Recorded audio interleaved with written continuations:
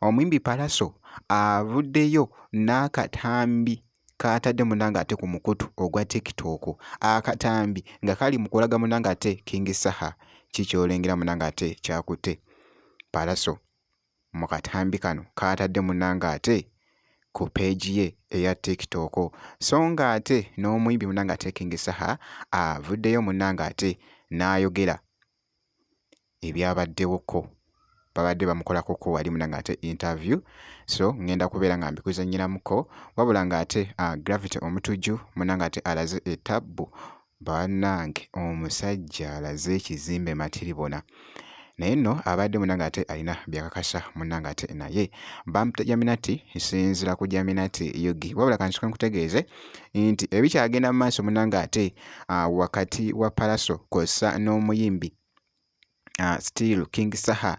Kaakati nno omuyimbi munnange ate King Saha nga sinnaba kubeera nga nkuzannyiramuko wali wabadde munnange ate ku interview nga bamubuuza nti ate entabwe ate byabadde bitya munnange ate ki ekyatuuseewo.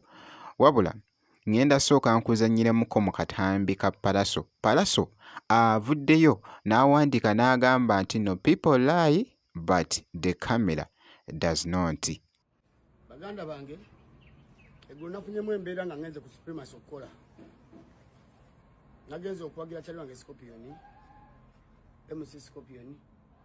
Mba ku stage okuyimba nga Pallaso ne group ye bawambye emotoka yange. Bayina bavubuka. Pallaso agenze munnange ate live ku mukutu ogwa TikTok n'abaako munnange ate ebyayogera. Ogulaze gwanga watemye omwana w'abandi mwana mwine empisa embi. Etaze omuntu nze personally gwoli ku linnya lye liveeko kuba sikiwa nti na exchange nze yadde n'omuntu oba nalwanye. I stood and watched you guys make fools of yourself. Bwe nalabye nga muno mwagala nze nembeetegula nenvawo nembatunuulira kuba sazze lwana nenze nga nazze olwana gwe tosobola nakuntunula mu maaso gwe ebyo bye bakulimba ebyo bye mwesudiize eyo mubo obugundi bwamu obwo tosobola. You can't. But I wish this was more music because there is even money to make. Nene mujambu mwetegese kutema abantu. Kati kyoganda ate mpambye emmotoka ye ne Baby Zoe Kasajja gwe oba ne Gladiator. Mbalaba ne Gladiator bulijjo badde olaba nti these are neutral forces.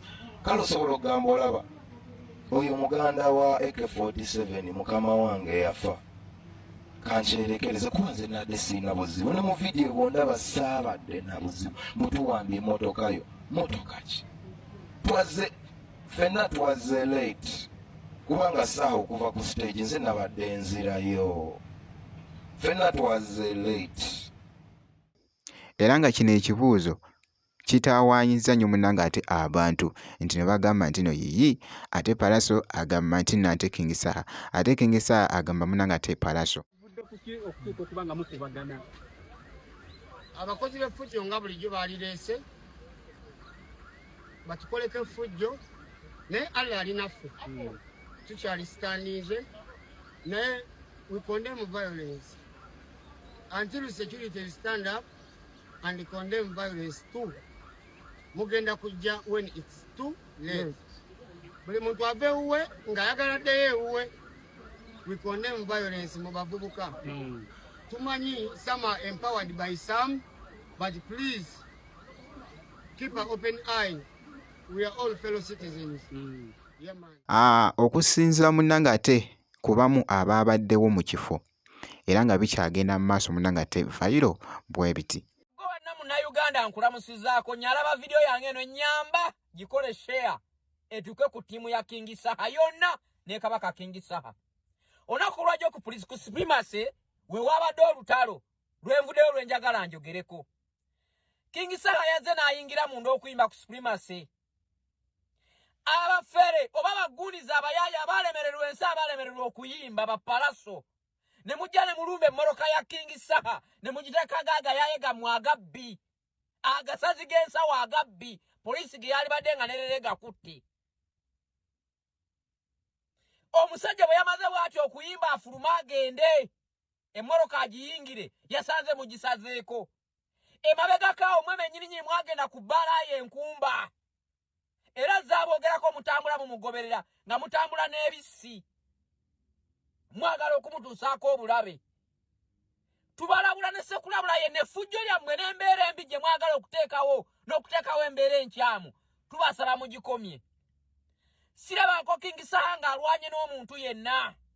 Ebbanga lyabeddewo moto ye yakufokasinga kutwala nnyimba ze maaso na kulwanirira bannayuganda.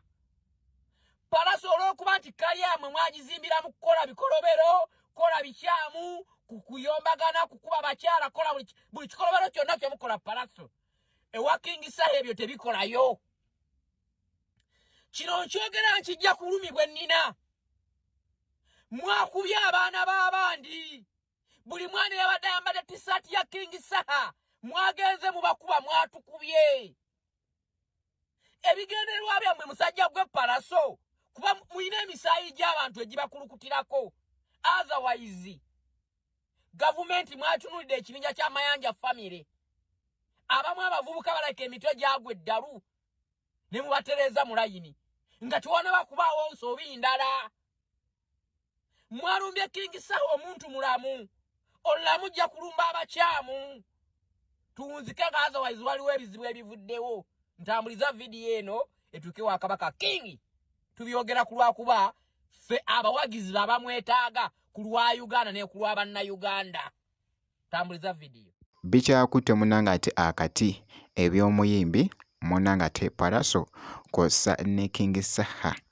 Naye ng'abantu bali mugamba nti no yiyi bannange ate Pallaso kw'ossa ne King Saha. Ki ekibalwanya munnange? Bonna banju emu. Ebyo nabyo munnange ate mbikulekedde mu comment section. So kankwongereyoko Gravity omutujju. Gravity omutujju yakamala okuvayo munnange ate okubeera nga asaba ssente ze omukulu munnange ate Bebe Cool. Era nga by the way mu mbeera eyo yakubyewo munnange ate oluyimba. Kaakati ekibadde mu katambi kano alaze munnange ate ku maka ge amapya.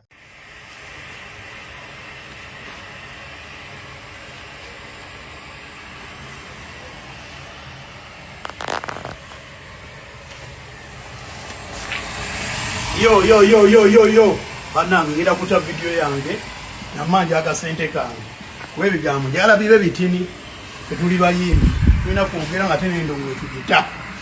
So tomorrow tugenda kwerizinga kiria fenna tubifiire okitegeera ate fenna tubifiire sente zagala. I want my money big size extra large bowers winner mpa sente zange. So encha mulida kayimba kange akapya kumacha era karelizinga mubereko ne voice note zonna zirina nga wendu obusajja bwe yabuwendu denga mutwalo buli omula mwendu 12 nzagala nzezange nzagala. Wobeera nga tonna lukyekingako genda kati olucekinge oluyimba lwa Gravity omutujju. Kyolina okola kwekuumira ku Jaminati Yugi naye ng'okoze ekintu kimu kyokka osubscribinge